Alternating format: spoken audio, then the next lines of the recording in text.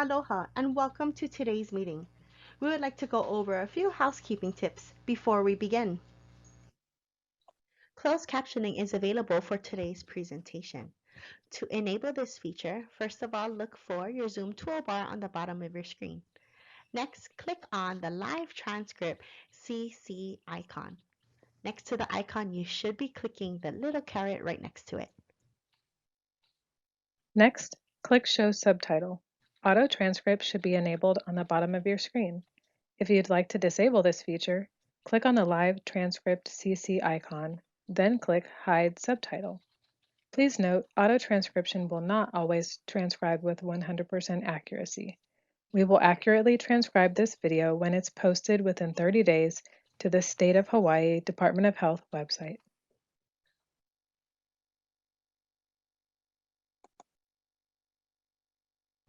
Your questions are very important to us. All question and answers will be taken in accordance to today's agenda. This meeting is currently being recorded. If you would like to view the archive of this recorded meeting, please feel free to visit the State of Hawaii's Department of Health website within 30 days at https://health.hawaii.gov. Thank you so much for joining us today. Mahalo.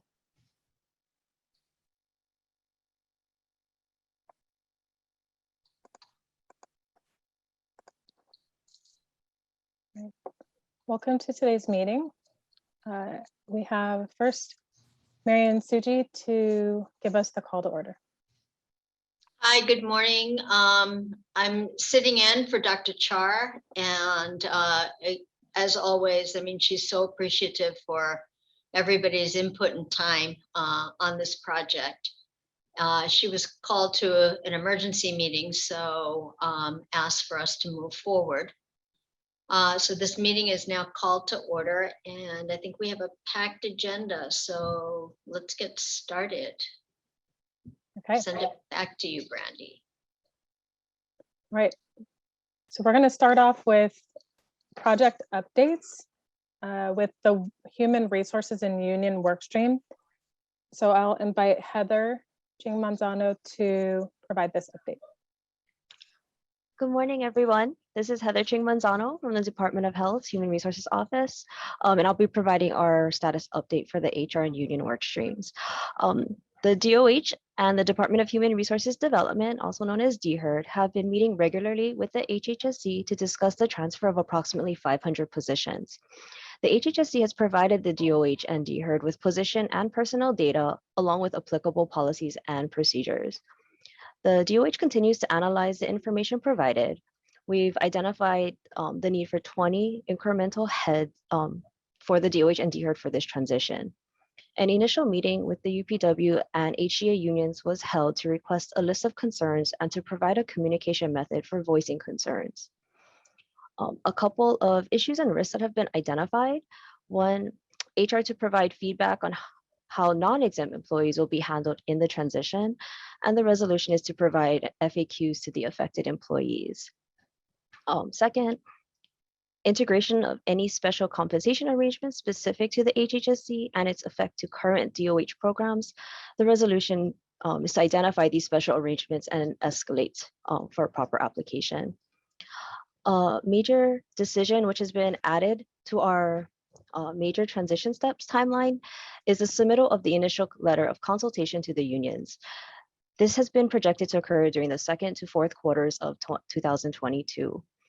All other major transition steps remain the same at this time. Can I have the next slide, please?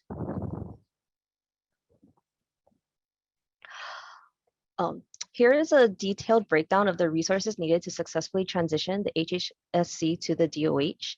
In terms of costs, the second column represents the cost over the 2-year transition period, and the third column represents the annual operational costs after the transition. A total of 20 full-time employees are needed to make this transition successful. 9 specialists to perform position classification, review, and evaluate job descriptions and exempt status. 4 technicians to review and process the position action requisitions and support the classification actions. 4 HR assistants to support the specialists and technicians and to ensure the actions are complete. 1 office assistant to support the clerical needs of the DOH HR office staff. 1 specialist for the DHERD to manage active workers' compensation claims that are previously outsourced by the HHSC, as well as 1 HR assistant for the DHERD to manage these active workers' compensation claims that were previously outsourced. Additionally, equipment such as computers, software, workstations were factored in at a one-time cost of $60,000. Overhead supplies, is estimated at $42,000 for the transition and $30,000 annually thereafter. Facility allocations for the additional staff, which is estimated at $6,000 per head or about $500 per month. Education and training to onboard the HHSC staff is estimated at about $15,000. All of these estimates are based on the assumptions that no additional service lines are needed, transition period is 2 years, and inflation was not factored into these estimates. Thank you. Thank you, Heather. We'll keep moving to the next workstream update, and this is for finance, accounting, and facilities, and we have Janice Morita to present.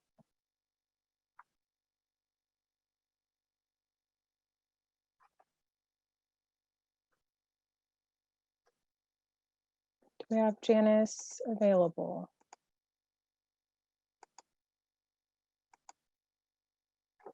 There we go. Hey, Janice, you are currently on mute. Okay, I'm done. Right, there we go.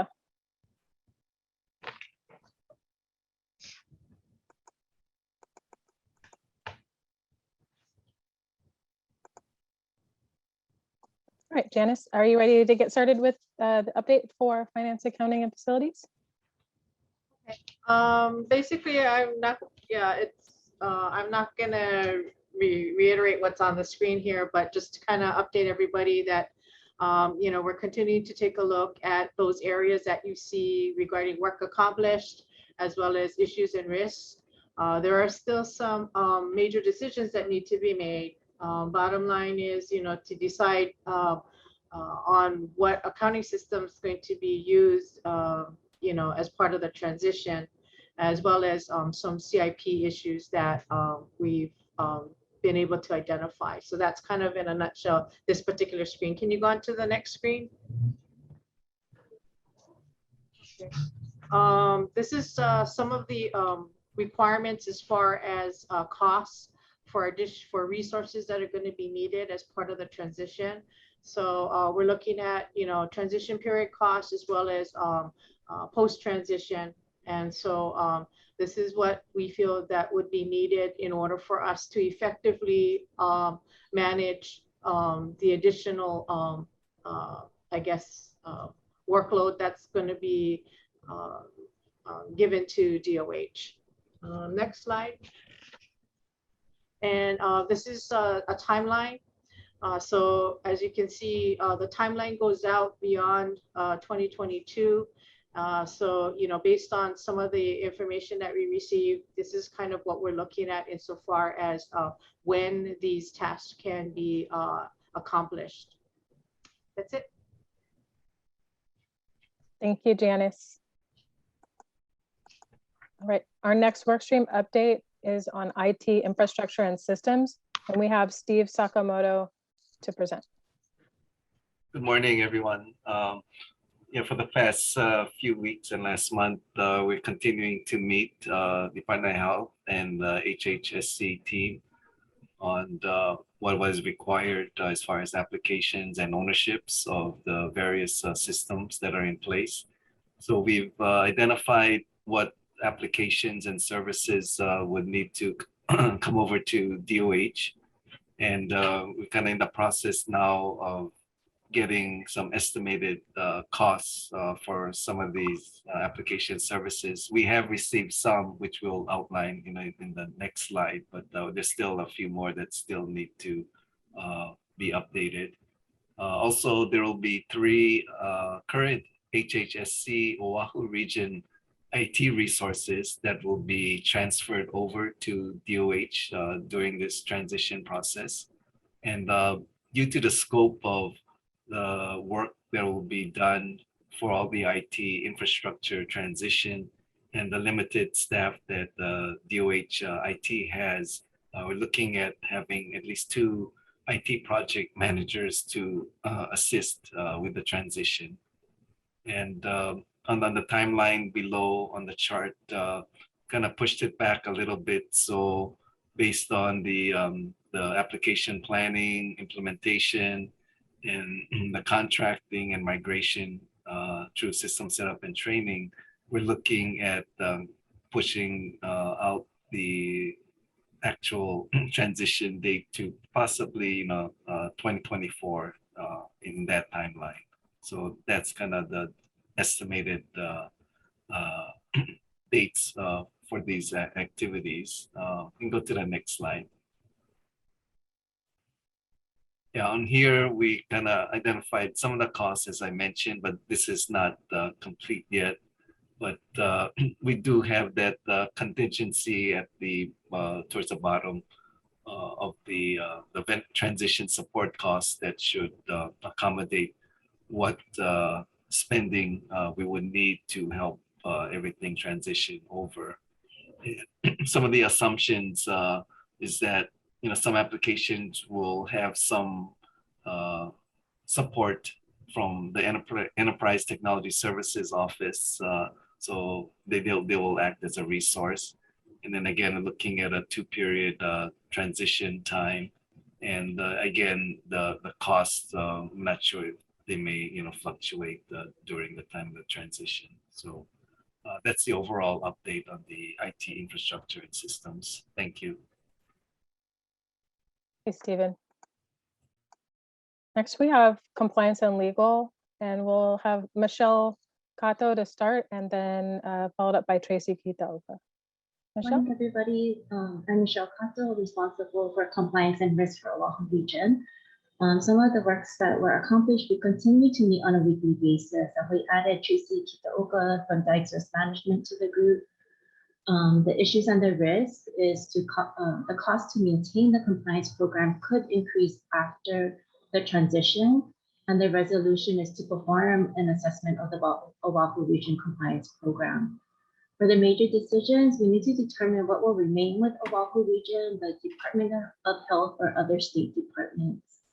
For the transition steps, we've added some steps to reflect the assessments of the compliance program, the HIPAA privacy and security walkthrough, and IT security requirements. And then the timeline is adjusted to line up with the IT financial work streams with the transition date of June 2024. So the next slide. For the budget, we have the transition costs and the post-transitional costs. For the transitional costs, we've added the cost for the compliance assessment, we have legal support, and other costs for insurance. And then for post-transition, we've added a position and upgraded the Department of Health, EEO, and AA position. And we have legal support from the AG's office. So the total cost is 1.2 million. So now I'll have Tracy Kitaoka from DOH Risk Management to speak about the insurance. Tracy. Yes, hi, Tracy Kitaoka, Risk Management here at DAGS. This office is in charge of buying statewide insurance policies and coverage. And I've been asked to assist with that transition for the insurance. For the most part, the transition will take place a year out from the actual transition to get all the insurance policies in line. And so far, there's 2 coverages have been identified for more attention and details, and that would be the cyber insurance coverage and the medical malpractice insurance. Both Department of Health and HHSC carries a medical malpractice insurance. So we have to just make sure that on the transition, all the covered individuals are placed on the DOH insurance policy. And the cyber coverage is basically one that is of concern that we have to make sure we have coverage, but the insurance market is very volatile right now based on what you see in the media and on the news. And so that will depend on what kind of coverages will be offered to government entities going forward. So that'll be a transition for us to identify and address as the time comes. It's kind of early, so we're doing some pre-planning up ahead to make sure that it'll be a smooth transition. Other than that, that's all we have going on for now, and we'll provide any updates as we go along. Thank you, Michelle and Tracy. Next, we have vendor transition and contracting. And we also have Janice Morita to provide the update. Thank you very much. As far as the vendor transition and contracting, we're still working on taking a look at the contracts that would possibly be coming over during the transition. Some of the things that we're looking at is to determine, which contracts need to be either renegotiated or brought over to DOH versus those that maybe don't have to come over due to duplication of services that are currently being, I guess, done at DOH. So that's one of the things that we're looking at. Also, too, we are, looking at some of the corporate contracts, primarily the Vizient contract, to see what options we have for either continuing that particular contract with HHSC. So those are some of the things that we are looking at right now. So right now, the timeline, as far as, trying to complete the whole contracting process, we're looking at possibly moving it out to 2024. Next slide, please. Thank you. This is the approximate amount of resources that we are going to need as far as the whole contracting procurement process. Please note that, the state's procurement process, there's a lot of processes involved. And so it's going to take, for those 200 contracts, a lot of effort and resources are going to be needed in order to effect those contracts timely. So we're looking at an initial transition period cost as well as post-transition. And that's pretty much all I have. Thank you. Thank you, Janice. Next update we have is for clinical operations, and we have Trisha Wan. Trisha? Brandy, I think Vi was going to present. Okay. I'm going to be presenting for the clinical updates on clinical operations of the administrator of the Any Hospital. So the team had met and reviewed the transition requirements. We have estimated transition timeline and major transition steps. We also have determined that a consultant is needed to review and revise policies and procedures. We have identified required licenses, and I'm not going to read all of them, but they are all current. For major transition steps, review of current license and PNPs for name change. The timeline is 3 months. Transition of policies and procedures to DOH as needed, 12 months. Transition of licenses to DOH as needed is 12 months also. Update on or obtain new licenses, 12 months. And work with DOH IT to implement new IT clinical issues. Support system is timeline is 6 months. Next slide, please. For the identified resources that we have identified healthcare consultant to assist us with the review of the policy and procedures for transition. Transition period cost is made at $215,000 for the time of about 1,000 hours of work to review and transition of policies and procedures. Assumptions: no additional service lines. Transition period is 2 years. Also, inflation is not factored in the system. That's all I have. Thank you. Thank you, Vi. Next, we have the estimated timeline for the transition, and we have Mikhail. Hi. What we've done on this slide, consider it as a summary slide. We put together the timelines for all the work stream that have just presented. What would it take for them to accomplish tasks? So it's one area to represent with timeline. And let me walk you through major workstream timing. One is legislative sessions. They happen every year, as you know. So for this session, which starts next year, we were looking for that session to review timelines, potentially review fundings, and provide directions and approval on how to proceed forward. And then for the next sessions, we would consider their legislative guidance to review additional service lines could be potentially launched in the Oahu region.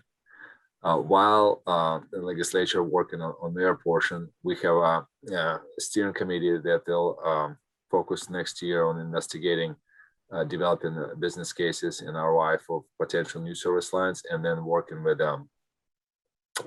budgetary office to put those assumptions into proposal format. In the meantime, we have human capital, human resources, finance, compliance, IT, clinical, and vendor work stream.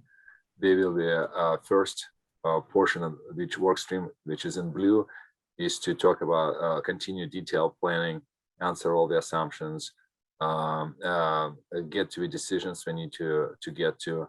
And then the second kind of big phase of the once the detailed planning is completed, is to perform, actually execute on a plan, transfer vendors, transfer people, transfer system, basically process and system transition.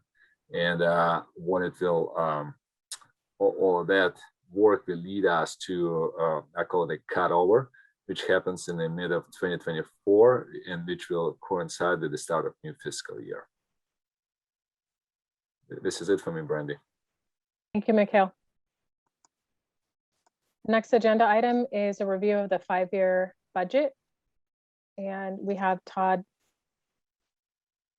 to provide this update.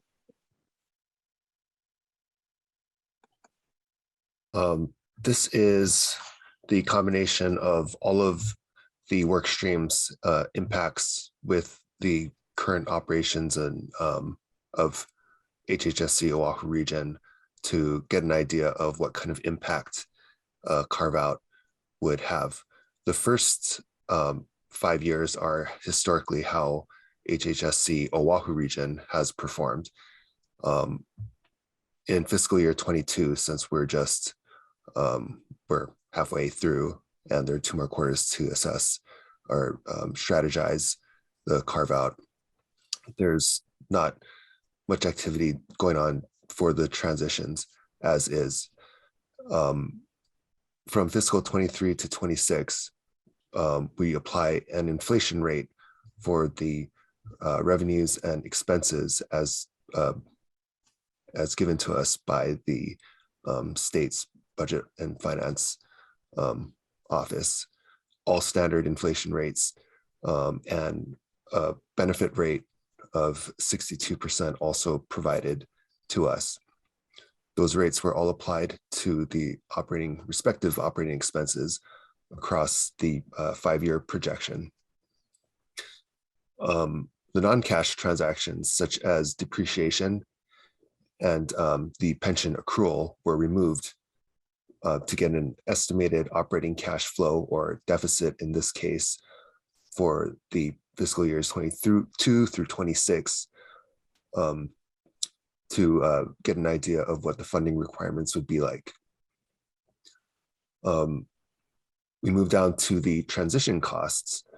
We separated the one-time expenses, such as implementation of applications, programs, assessments for facilities, things like that, and things like transferring the FTEs to the state of Hawaii's, I don't know if custody is the word, but supervision, and the recurring costs such as subscriptions, new FTEs, and other consulting expenses. For example, the Medicare cost reporting and any other regulatory reporting, that is all combined in the recurring costs. All inflation factors were applied the same way they were to the core financials at the top.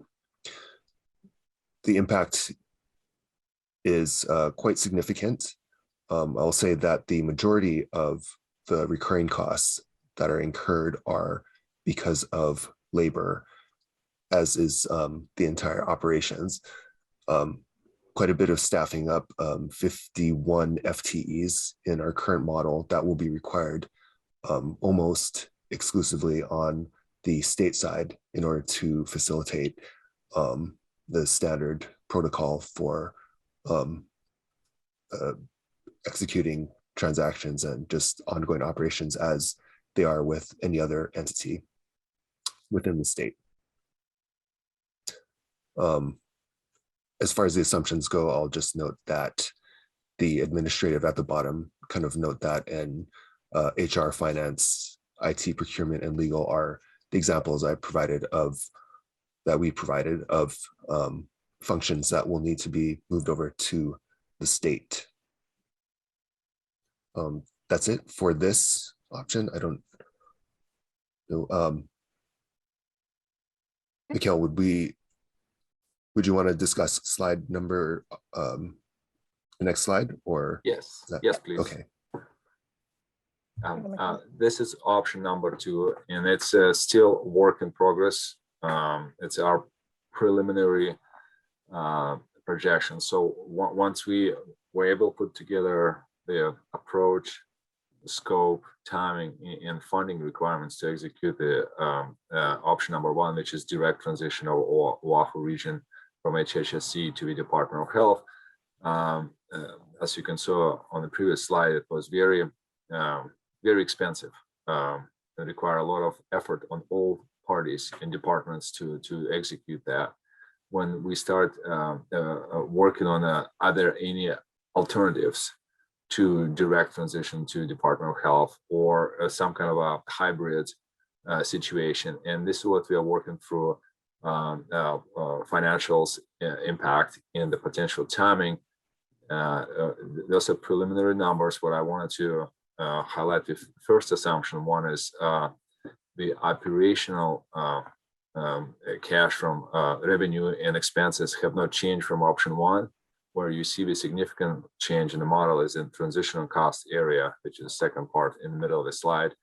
And the major assumption we made there is, what if Oahu region corporate or shared functions like Todd mentioned, HR, IT, procurement, could either remain within HHSC or perform independently by Oahu region, and it will be some kind of contractual relationship between Oahu region and the HHSC to, especially in IT, to provide support in the systems Oahu region is using right now.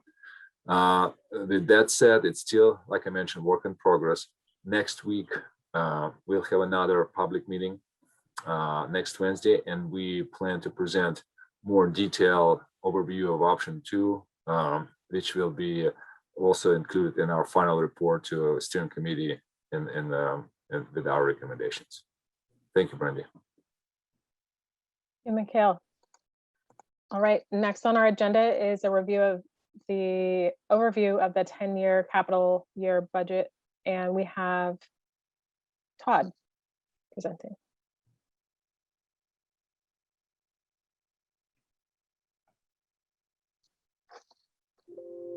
The 10-year capital budget was pretty high level. This is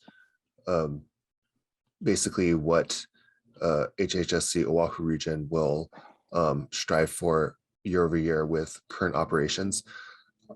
There was not enough time to do a full assessment of the facilities to prioritize what needs to be done in order to bring the facility up to an acceptable level for the services that they provide, and may look at providing in their longer term strategic plan. We do also, in hopefully the next meeting, hope to get more information on the facility needs. They do have consultants taking a closer look to see the building integrity and assess any other needs of the organization. But for now, the overall assessment just to sustain is the 100 million over 10 years, which is approximately 8 million a year with a 5% assumption applied, inflation assumption. That's it. Thank you, Todd. All right. Next thing on our agenda is an overview of the next steps. So what we have in front of us is, as Mikhail mentioned, is to finalize the planning and detail for option 2. Later, or by the end of this month, a legislative report will be submitted. And following that, as we saw also on the estimated timeline, that the detailed implementation planning will begin.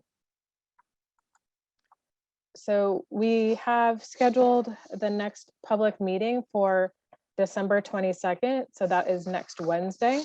An invitation will be sent out soon. And at this point in time, we'll take any questions. You can put them in the chat box, and then I'll read off the questions to members of the team.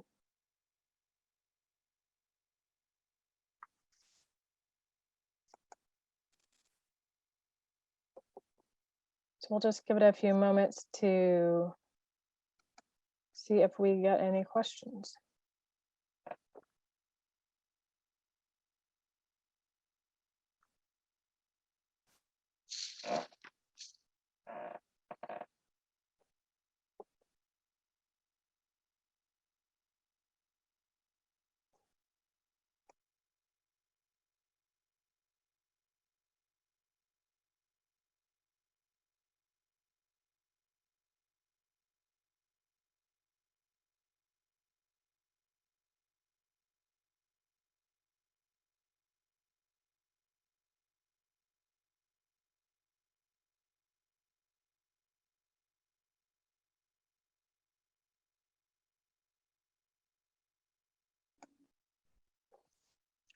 All right, so we do not have any questions so far.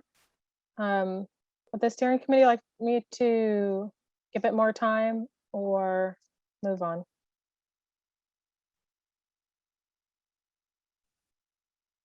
Morning, everyone. This is Sean. I think we can just move on for now. Just highlight a couple of things from the meeting today. As everyone can see that, this endeavor is pretty grand and it's taking a lot of collaboration, and a lot of the things that we didn't anticipate would exist have materialized, primarily being the cost. And, all these things have been considered and reconsidered and debated among the steering committee. So with Derek and Marion and Dr. Char, we want to do right by our operations. We want to do right by, our various jurisdictions in this whole process. So in being responsible, it really helps when we get feedback from all of you. I know that no one's asking questions now, but we did get a lot of feedback in the independent discussions as RGP is gathering all this information. So we're going to continue to move forward with a responsible eye to this project, and we'll make sure that we keep everyone apprised of anything that may change. And again, feel free to contact any of us or RGP, if you do have concerns that you might not want to share with the entire group, but that are important concerns nonetheless. Thanks. Go ahead, Brandy.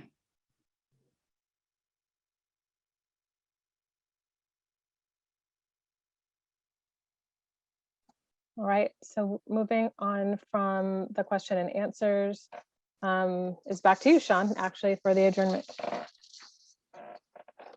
Okay. So, yeah, the meeting, I'm going to adjourn it in 1 minute. But before I do, just want to mention and reiterate that next week, Wednesday, is when we plan to have another meeting, which we're going to, have more details as to what's going on, because we do have to submit the pro formas to the legislature in January. Well, before January, before the legislative session starts. I think, what was the specific timeline, Brandy? It was like 20 days? I believe it's 20 days. Something like that.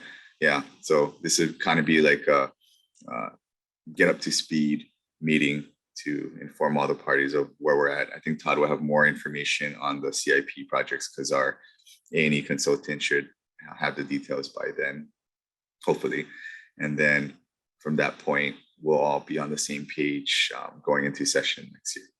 So assuming, yep, there's no other questions, I'm going to go ahead and adjourn the meeting and thank everyone for being here and your continued support of this operational endeavor. Thank you. Thank you. Thank you, everyone.